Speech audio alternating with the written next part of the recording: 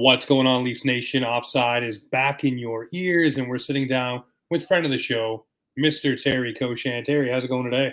Good, James. How are you? You know what? Like I said earlier to you before we jumped on, living the dream, million miles an hour, but enjoying every second of it. Good. Good to hear.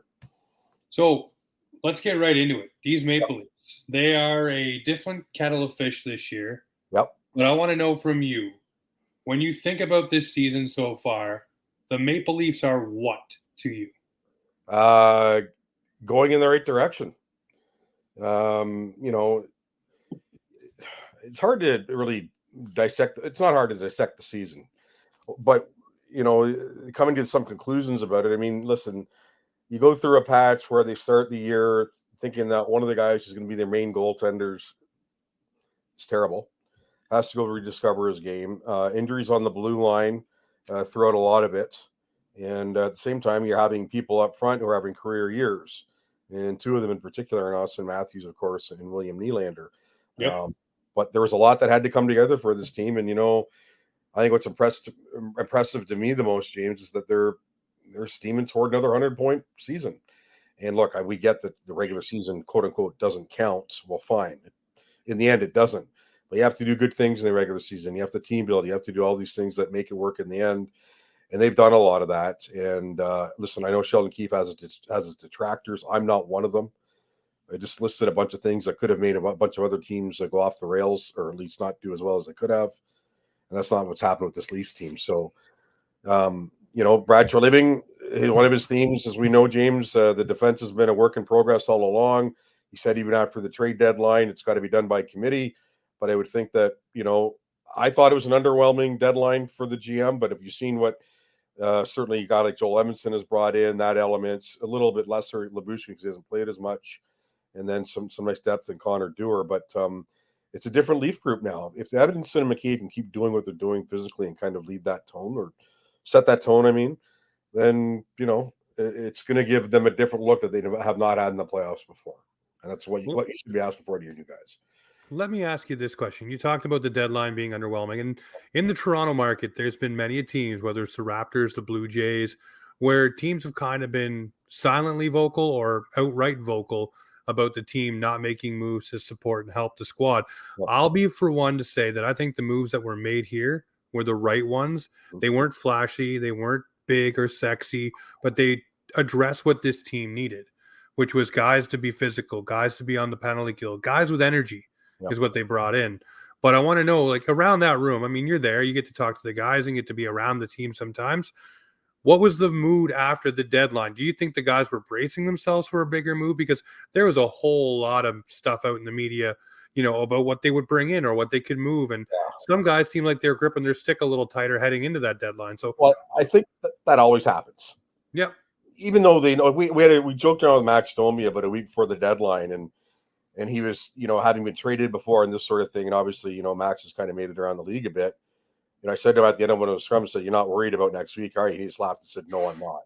So I was joking, of course. But yeah, for sure, I know. Yeah, but you're going to be gripping your stick a little tighter just because you want to get through it. Not that you think that you're going to get dealt, but for anybody, once you get to 3:01 on March 8th, 3:01 p.m. Eastern. And if you're still with the team that you were starting with, you're probably going to be in a much better mood and you can relax a bit. You don't want to go out and play relax, but you can because you're, it's come and gone. But look, when Treliving was adamant that he wasn't going to trade his first rounder for a rental, which is fine.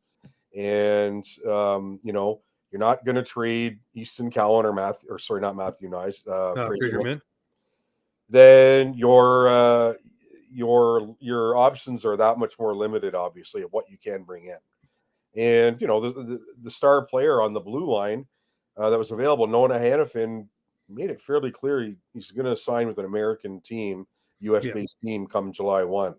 And that's one of the worst kept secrets in the NHL. I think everyone would be stunned if he signed north of the border on July 1st, but not going to happen. So you're not going to trade for that guy and then your first round pick and throw that out the door for a guy who's not going to be around. And what Brad wound up doing was sticking to his guns more or less, looking at the team and saying, okay, yeah, I'm helping you with some of these different element players I'm bringing in, but also The core is the same. A lot of the people around the core are the same. In fact, they all are. And pre-post deadline. So let's, it's on you guys to go get this done. And yes, I've augmented it a bit, but not so much put your money where your mouth is. I guess kind of it is, but they've been around, they've been together long enough, so he has that confidence in them, if you will, or if it's not confidence, then acknowledging that maybe I'm not going to do as much as other people would like. But yeah, when you're sitting on those assets, and this is what you're going to have in the end. That's not taking anything away from the three guys they added, but Nope. I think it was a wise thing to do. Argument here too, James. I don't know what you think about this, but you have to go all in every year when you have Austin Matthews and William Nylander and Mitch Marner, and I guess to a little bit of lesser extent John Tavares. Really, those three players. Well, two of them aren't going anywhere. Yeah. And you don't go all in this year. You see how things can be done. It still is the GM's first year on the job, not even a full year, of course. There will be opportunities to do this down the line. And of course, we have to, we'll have to see what becomes of Mitch Marner's long-term future. But underwhelming, yeah. Originally was my thought. I still think it is to a degree, but I also don't have an issue with it because, you when the division even is as tight as it is, never mind the playoffs, it's kind of hard to sell a bit of the farm when you could get knocked out in the first round and no one would necessarily fault you for that, given the nature of the opponent you're going to have. Yeah, I mean, I look at it like this for the Maple Leafs too, Terry. I mean, Calle Yarncroke has been injured for a good chunk of the season. So getting him again, now we have to wait again for him to be healthy. Yeah. But you get him healthy and back just before the playoffs, that's a huge addition. Yep. Guys that Maple Leafs would have been chasing last year at the deadline, which they were connected to at some points or others, were the Tyler Bertuzzis, were the Max Domies that are already here as well. Yeah. So, and then you also have guys that you're not pushing out of your lineup because you're bringing in depth pieces. Right. You're allowing them more time to flourish. And I'm talking about a Bobby McMahon. Yeah. I'm talking about guys like David Kampf, who a lot of people had put into deals and things like that, or even Gregor or Holmberg. All of these players now understand and feel maybe a little bit more confident that they have a role that wasn't given to a new player coming in, other than Connor Dewar. But I think he was a necessary add to this team because he adds to the penalty kill, which is one of their weak points. Yeah, well, which is something they need to address. Yeah, they didn't, they watched a lot of these great penalty killers go out the door last summer, and they weren't replaced. Max Domi and Tyler Bertuzzi weren't going to come in and kill penalties for you. We knew that. So what do they have to do? Sheldon Keefe has to say, okay, well, I've got to use William Nylander here more often, and I think Willie's been fine with it for the most part. Austin Matthews hasn't had the opportunity as much of one like we thought he would. He's been out a bit, but so yeah, you have to add a guy like Connor Dewar. There's no doubt. And as far as the PK goes, at this point, James, it is what it is. I hate to use that term because it bothers me, but it's not going to improve by leaps and bounds between now and the playoffs or in the playoffs. You just have to grit your teeth and hope you get through with it because it's been like that all season for the most part, right? It doesn't hurt them. It's a funny thing. The other night against Edmonton, they did a great kill right off the bat, and by the time the game is out of hand in the Leafs' favor in the third, they allow a couple of power play goals, which you can gloss over in my mind because the way they played for 40 minutes in that game was excellent, and what should be a blueprint for the playoffs. But the PK, we'll see where it goes from here. But you talked about the guys who, like you said, have that confidence and they weren't replaced. McMahon's a great example, and some of McMahon and Holmberg too that I find interesting is a lot of the goals they're scoring are goal scorer goals, and not necessarily the type. I know McMahon's playing up, and Holmberg has been too, but when everyone's healthy, they won't be. But guys, they're scoring kind of goals you don't necessarily from your depth players. That's it. Yep. In the manner of it, so that can only help to in the future. Like I said, Dewar is going to be good, but the one guy that you kind of feel for in all this, and we're not talking. I know he's on the blue lines, Simone Benoit. He's come in and been a hell of a player for them all year. Relatively speaking, I'm not saying he's the next Bobby Orr or anything, but he's been a real solid add for them. And he's the guy who gets the short end of the stick when the numbers game comes to the fore. Joel Edmondson is added, Ilya Lyubushkin is added. He's been sitting a bit. So he's not thrilled about it. No player would be. But certainly Keefe now knows that you're not throwing a guy in there when you need him, and you will because more injuries will happen that you're not sure about. Benoit was been really good for them, and he will be really good for them. But like you said, when you're only bringing in three players for that's all they brought in. You lose a guy in Lagesson and the blue lines waivers. That instills confidence in some of those guys who are still there, who did make it through and say, okay, this is the opportunity. Go show us. Yeah, so for me, we'll get to Brody and Benoit on that in just a couple Yeah, of minutes, but I'll add this tidbit on it. I'm on the full milk truck wagon from Joe Bowen. That guy needs to be in the lineup. He brings energy. He's infectious. He hits. He blocks shots. But the boys rally around him too, yeah, and so do the fans. And that's something you need in your lineup. I think every single night. I look at a game like last night against Carolina, and yep, I say if Simone Benoit's in there, he's doing something in that game to spark some energy, to bring some grit, some jam, some juice, whatever you want to call it. He mhm, does that. And it gets everybody else fired up, and maybe it gives you a few shifts where you're up to 10, right? Because yeah, that game, we all can say the first two periods, they were lackluster. They were not connecting on passes. The yeah, skating wasn't there like it was against the Edmonton Oilers. It was almost like a championship fight where you empty your gas tank in the first round, which was the Oilers, and have nothing for the rest of the fight, yeah. is Well, what it looked like for Carolina. yeah, I was gonna say the tough thing about the Carolina game was you take a couple of mistakes out of it, and the Leafs are right there at the end. Yeah, And that's true. Yeah, Carolina scores right off the hop, and I don't know what McCabe was thinking on that, no look pass from beyond his own goal line, but eventually done it many times this season. they get disorganized and they can't set, and the puck's in the back of the net, and Brody's flailing around a bit, but you know, um, a tough start. Now, if they don't play back to back, if it's not a back to back situation, is Brody sitting a third game? Perhaps, because this is the things that Sheldon Keefe had said to us about Brody earlier on was, the mental reset and needs to be away from it for a bit to kind of get his mind back into it. Well, I don't know about you, James, but to me, that was you'd think it would take longer than just watching a couple of games before boom, you're right back in there, right? Yeah, But you have the schedule. The schedule says what happens is you play Edmonton, you beat them soundly, you hop on a plane, you're flying to Raleigh, North Carolina, and Toronto to Raleigh is not. It's a couple hours. It's not like a quick flight to Boston or Philly or Montreal or Ottawa or Detroit, and so you're probably not at your hotel till 3 in the morning, and the game has moved up an hour because Carolina has some of these 5-6 o'clock home games on Sundays, and puck drops at 6. So you lose an hour at that end. Not an excuse, but just these are the things that happen. So you put Brody in, and there's a bit of recovery there for the rest of the game. I'm curious. No practice today, of course. I'm curious to see where Keefe goes the lineup tomorrow night against the Devils, and then against the Caps on Thursday at home. But yeah, you know what? That game is interesting. I know Keefe was really subdued after James, but given the way that, like I just talked about, the factors working against them, I thought they were okay. I thought they were fine. You're playing against one of the toughest teams in the league defensively.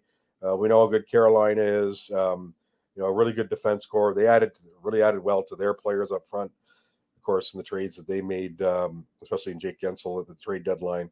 So it's a tough opponent. Carolina didn't play Saturday. They're rested. A lot of things working against the Leafs, but I thought they really dug in and availed themselves well, even though they did lose by 1 goal in regulation. yeah. That one puck doesn't go off Jake McCabe's foot and into the Yeah. net on a weird Well, that's hop. another one, right? Yeah. I was trying to remember, like, as I'm talking, what did I know the second one was pretty bad too, and that's right. It Puck's was not just a even weird hop. If that didn't happen, yeah, right. I know Keith's not thrilled that they only scored one the rest of the way, and good on Nick Robertson for scoring, because I think for him, the rest of the game was not good, to say the least. I no, mean, one of the worst yeah, penalties we've seen all year. It's at the end of a long shift. I get that, but I don't know what he's thinking on that high stick thing. And I know he's trying to get the puck down, but even if you make contact, the whistle's going to be blown almost immediately with the puck. I mean, and some defensive decisions that are likely the types of things that, well, likely they will be the types of things that keep him out of the lineup in game one if everyone's healthy. Because he just, I'll yeah, say this about Nick Robertson, Terry. I've been a big fan of him. We yeah, talked about this in the summer. I wanted this guy to crack the top 6. I wanted him to have a run. I wanted him to be a part of this team. But right now, where they're inserting him in the lineup after so much time again, where he hasn't been in, yeah, he's been unhappy, and all these things are kind of working against him. I look at it and say, is the stretch drive where it's the most pressure, and you're asking him basically to play a bottom 6 role, a checking kind of role, and not be up with the offensive guys, really, except for on the second power play unit, which you can argue is still not the top notch thing. no, You're asking him to play a role that he's not designed for. yeah, And it's really, you can see it's kind of wearing on him because he's trying to do too much with the stick movement and, trying to like shift the shoulders and do the offensive things he does. Yeah. But he's asked to do that in more of a checking role with the players he's playing with. He Right. looked good, by the way, with Max Domi. He looked good, by the way, with John Tavares when he had him on the third line. But that's not happening right now. And he looks kind of, in my opinion, just out of place where he's playing third or fourth. Yeah, I don't disagree with that, but you're not moving Bobby McMahon from where he is right now, obviously. Oh no, I'm not saying that. I'm thinking for me, I'd go find another guy that's in the Marlies as a grit and jam kind of player. Yeah, so there's that spot gone for Robertson. And listen, if he was doing those things we talked about, James, consistently during the times he's in the lineup, then he probably would be playing higher up. I don't want to compare players because they are very different in what they do, but I guess I will. Matthew Knies adjusted really well this year at the NHL. Would you look at his production and go, boy, I wish it was higher playing where he played? Well, yeah, you probably would. But he hasn't been a defensive liability for them. He's played against some tough matchups this year, and he's come out of it the other side. Now, Knies is a different player than Robertson. I get that. He's more physical, obviously a lot bigger than Nick Robertson is. So there are different elements. But the fact of the matter is the decision-making came to him quicker than it has for Robertson. And is Robertson best suited to be playing with more offensively talented players? Sure he is. But, over the long haul, game by game by game, you don't want to get into those situations where you can't trust them defensively. And unfortunately for him right now, that's what we're still is with Sheldon Keefe. Now, having said that, we know that there are going to, Marner and Yarncroc will be out forever, or they'll be back. Yeah. And, if everybody's healthy, I don't think that Robinson's in the game one lineup, but he'll have to be ready because the longer the Leafs go in the playoffs, as we all know, the greater chance there will be of somebody getting injured, and he will be inserted. There's not someone else coming from the Marlies to take that job right now. That's him. Yeah, him and Ryan Reeves probably, right? They won't be in that lineup if everybody's healthy, I would assume. We'll have to see. Maybe if it's Florida, maybe Reeves is in. I don't know if it's because they're a little more physical than Boston is. We'll have to that'll all get worked out, but those guys have to be ready because they are going to be called upon at some point. Yeah, I think if you play the more physical team in Florida, Reeves is in there. I think even if you do play Boston, I think you put him in there to set a tone, kind of like they did against the Edmonton Oilers, right? Where they were physical right off the hop and really got the Oilers off their game and just made it difficult. And that's not something the Leafs have been known for. And guess what? Everybody's talking now about these physical Leafs. Elliot Friedman was talking about it. They're talking about it on the broadcast that this team is physical and they're kind of imposing their will a bit more. And then you got Domi talking about he can't wait to see Edmonton in the playoffs because he's laying the cross checks on Draisaitl and, making his night miserable. And, that stuff gets let go a little bit more in the playoffs. So the Leafs haven't had those things really working for them in a good degree with this much physicality in the lineup. Because you can now name, before it was like we'd name Hyman and maybe Muzzin. Those were the guys that were physical. And then you kind of stop. Yeah. Now you can say, hey, you got Reeves, you got Benoit, you got Labushkin, you got Edmonston, Bertuzzi to a degree, Domi to a degree. Yeah. So you finally got some physicality. And Matthew Knies is no slouch either. No. He likes to throw the body. So, and McMahon, his face is all banged up, but he also likes to toss the check in there. So this team is different, in my opinion, for the physical wise than we've seen. And that's been the knock against this squad for a while. They're not rugged enough, that people say, to go in the playoffs. I think they are more rugged this year than they have been probably in the past 4 years. Yeah, I agree with that. And, the fact of that matter is, though, what it's going to boil down to once the playoffs get going, it's going to be how your stars lead and what they do. Mm-hmm. And that's just the way it is. And, a lot of these NHL teams, of course, any team that has won the cup has had that physical element we're getting at. But you need your star players to lead the way. And if they don't have that, all of these guys can hit everything that they want. You're not going to get too far. And that's the challenge this year for this Leaf team. Because as we know, James, we've seen it happen once last year with the one win against Tampa in the first round. And, everyone's happy for about 48 hours or so. And then 5 games later against Florida, they're done. Now, a lot of those games went to overtime, could have gone either way. But the fact of the matter is they didn't. So those guys are going to have to lead. But I'm with you on that. It's a different look for the Leafs, period, one that we haven't seen. And, like I said earlier, you got Edmondson and McCabe leading the way, and that can be a little contagious. It just is. McCabe said that the other night after the Edmonton game. He said, look, you see a few guys doing it. You want to get going in on it too. I love the. You probably saw that key quote about McCabe early in the morning Saturday when he said he arrives at the puck in a bad mood. That sounds a great way of putting it. Yeah. Now, do you wish sometimes McCabe was a little? Some of the defensive things were ironed out, like we saw against Carolina. Sure, you do. But you know what? I would argue that if you look through every pack of NHL highlights from every game, every night, you're going to see mistakes made by defensemen that wind up in their own net. It's just a fact of life. Oh, it happens more often than not. Limiting those. Yeah, it's just limiting those once the playoffs go, and getting the guy in net to go on the best tear of his life. Oh yeah, we'll get there in just a minute. Well, one thing I want to talk about too about this team, not just the physical, but the net drive. The net drive by a lot of different players that we haven't had.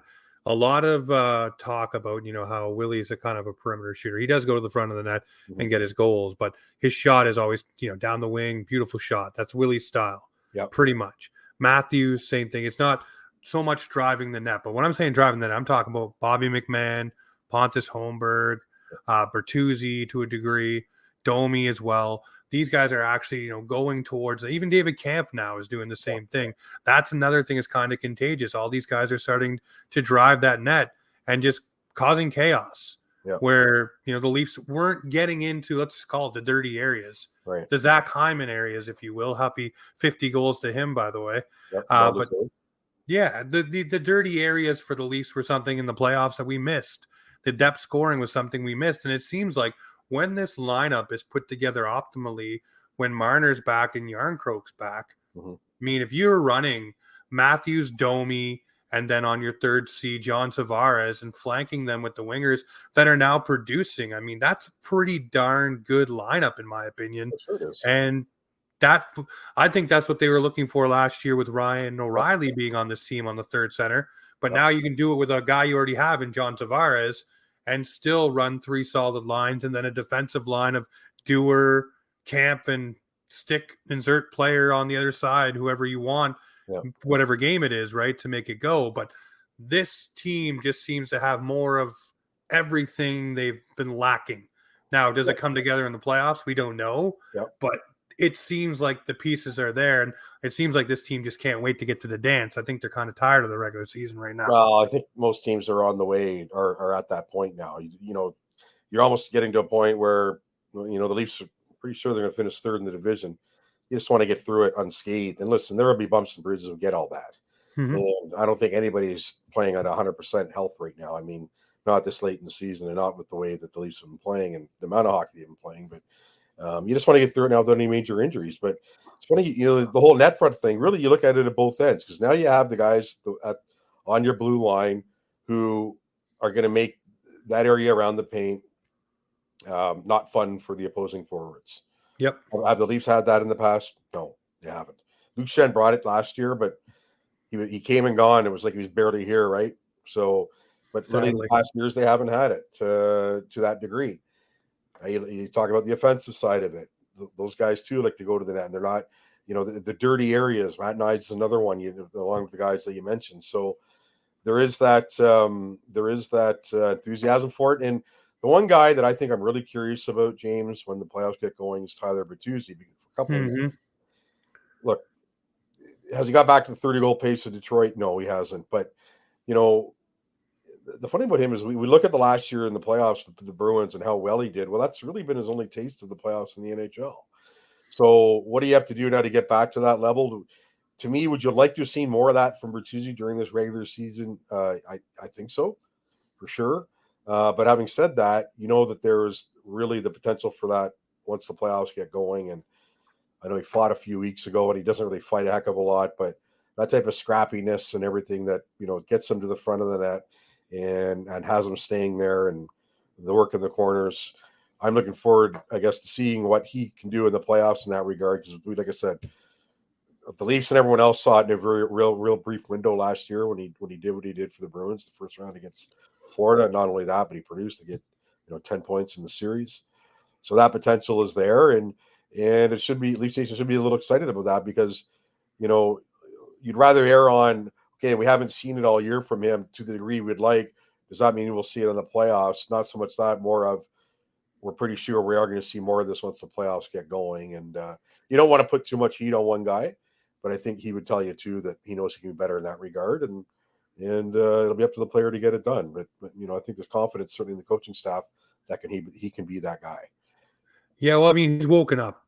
Yeah. I'd say the past month and a half, really, his game has changed and shifted, and he's starting to look like the player we all hoped he would be. And hey, if this is him waking up now, just for the right time of the year, Fine. I'm on board. Let's go, Yeah. because I can enjoy that. One person I do think that has woken up, and that is Joe Wool. Yeah. Last night, if it wasn't for him between the pipes, that game would have been way out of hand, in my opinion. He made some stellar saves. He didn't get the victory. Obviously, the offense wasn't there for the Leafs. But I think, in my opinion, I think he's going to be the game one starter. I know Samsonov has had a great redemption arc, and I know Keefe is loving him so far. But for whatever reason, something just tells me that Joe Wool is going to be the guy to go with. He just seems more calm. He also seems to calm the waters when the team isn't playing at its best. Mm-hmm. He kind of gives them that opportunity to find their legs or find the rhythm in a game. And I know everybody's excited by what Samsonov has brought back, but I just think the future is Wool, and I think the now will be Wool. But Keefe has said he's going to split the starts. I don't know how that's going to look, depending on how Samsonov feels. And I think it was something to do in the groin area with a cup that might have not felt so great. That's just my own theory on it, and why they wanted to calm down and for him to feel better. It could have been something else, but that would explain why they said they have to wait and see how he feels. Right. And that's why he's not feeling 100%, because something like that happens, it doesn't feel very nice. So, but I'm going with Wool, but then we also see Jones and Matt Murray. Yeah. And everybody's starting to get excited. This playoff Matt Murray showing up. I don't think he's going to play at all. I listen. We did our own video with the Sun this morning, and we talked about this. Said, look, this Matt Murray story and speculation has taken on a life of its own. I don't understand it. If he plays another game for the Leafs, I'll be shocked, and people can refer to this video tonight that we're doing, James, and say, look, you were wrong. That's fine. I just don't see it. No. Martin Jones isn't going to play unless one of those other two get hurt. Like if Sammy's out for a while here, which Keefe doesn't think he's going to be. We'll find out more tomorrow, the skate and that. But if that's the case, then Jones will likely get a start or two. If Samsonov continues to play the way he has, he would be my guy in game one. And the nice thing that Keefe has now, for a lot of the reasons you just spoke of on Joe Wool, is that it's a 1A and a 1B. It's not a 1 and a 2 where you're looking at your 2 going, please just make the saves you need to make. Don't worry about anything else. Yeah. You have 2 solid guys that you're confident in. Last night was a great game for Wool. No, they don't win. That's not on him. I mean, the first goal, as we discussed, dreadful giveaway. The second goes off a shin pad or a leg, and the puck's going nowhere near the net. So I don't know any goalie that's going to make that immediate read to make that save. But I just think there's been enough of a sample size from Samsonov when he's been healthy that if the playoffs are starting tomorrow, he'd be the guy that I would start. But I can also see the argument for Wool, like you make it. And there are 12 games left. I'm like you, James. I'm curious to see what Keefe really does with these 12. And, obviously that goes out the window a bit if, like we said, Samsonov is hurt and out for, several games here. But, the door is open. But one of the reasons why the door is open, the best reason why the door is open, because they know that they're both capable. And, like I said, you wouldn't want to be at a point where you don't have the confidence in the number 2 guy. And really, there's confidence in Jones as well. Yep. I just don't think we're going to see him unless there are injuries. And, that's been the case all along here. It's been Samsonov or Wool for the most part for the last little while. And I think that's what will happen once the playoffs get going. But, it's no matter who it is, if that guy can start playing the best hockey of his life around April 22nd or 23rd, then the Leafs might be on to something. I bring up the names of Darcy Kemper, Jordan Binnington, Aiden Hill. Just in recent years, people who you do not associate with the Vezina Trophy year in and year out, well, guess what? They were helping their teams lift the cup sometime in June. And anybody can get hot. And if it's one of the Leaf guys, I don't think right now the team or brass would care who it is, if it's one or the other. As long as they get it done. Yeah. Well, the last question I'll leave you with here before I let you go, and obviously hope to have you back on towards the beginning of the playoffs, but this team, the way it's constructed, I feel, and I said it on many posts today, because everybody's kind of putting out there, hey, what do you think this team is going to do posts? I think this team has a chance to go all the way. Mm-hmm. And I don't say that with my Leaf Rose glasses on. I say that this team has the scoring to do it, the depth to do it. Looks like the will now to do it, the physical play. We just talked about the goaltending. I think for me, it just comes down to the right buttons being pushed by the coach as well during these series to move guys around willingly to get them away from matchups and things like that. Like most coaches do, we fall back to Cassidy or Cooper, who have moved guys around to get guys freed up to play in their better spots. But I think this year, I think the Leafs are equipped to go on a run. I'm wondering, do you feel the same, or do you feel this team is still missing just something to make that magic happen? Well, I don't think they will if they play Florida in the first round. I think just Florida, they were in earlier in the year, James, and I know we're going to see them again here soon in the next little while in Toronto. Paul Maurice was talking about what they gained from that run last year. I know they lose to Vegas in the final, but, they get in, squeaking, whatever the word is you want to put at the end there, at the end of the regular season. So they go on this run. But for the guys who came back there, the Leafs always talk about, well, these playoff losses will make us better in the end. But you have a team last year that they might potentially face in the first round that went all the way to the final and is that much hungrier for more. Is now one of the top teams in the league. The issue I've got with the Leafs right now is I go back to what Brad Treliving has said about the defense corps. It's being done by committee and it's still a work in progress. Well, the Leafs have some great depth on the blue line. Don't get me wrong, but when your top four is that interchangeable, which it has been with this team all year on the blue line, that tells you something. It tells you they don't have those guys. And I think, the way that I use Brody as the example, he comes out of the lineup and Keith says it's got to be a mental reset and all this sort of thing. Tough matchups and that he's had all year. You look at minutes played on this blue line and he's second. He was second when he came out to Morgan Riley. So they keep putting him back out there in those situations and those sorts of things, those matchups, even though when they know he has not played his best hockey and they keep hoping for it. So they don't necessarily think they can have the guys that can go in there and take those minutes away from him, not over the long haul at least. So we'll have to see. Can it come together? Yeah. Which cup was it? The Penguins won that Letang was out. And you even look back on now the blue line that they won with. That was what's his name? Ron Hainsey. Hainsey jumping out at you. Is Brian Dumoulin jumping out at you? Whoever else. I don't have it in front of me, but there were a lot of guys in that team that were just good, solid depth defensemen, but they did get it done. So there is the Leafs can. I don't think there's are they falling off the map here? No, I'm not saying that, but I would have a little more confidence in the idea they can go all the way if there was if that blue line was just a little more higher end, if you will. If you look at some of those blue lines in the West. Some of the things they're going to bring, even Carolina, like we saw last night. The Leafs just don't have that. And if they can get by it, that's great. But like I said, Florida's going to be a hell of a challenge in the first round if they get them. And I'm not saying the Bruins are going to be cakewalk either. That's going to be a tough one as well. But because, again, talk about a team that thinks that it's something to prove after what happened in the playoffs last year. But like you and I just discussed a second ago, if your goalie comes in and stands on his head, like I said, it doesn't matter. Leafs don't care which one it would be, just the one that would do it. And a lot of other things will fall into place for you. And it could be that that's what happens for them. Well, I'm looking forward to it either way. But, Terry, I always look forward to getting some of your time. And I know you're very busy. And I know I bombard you all the time with coming on.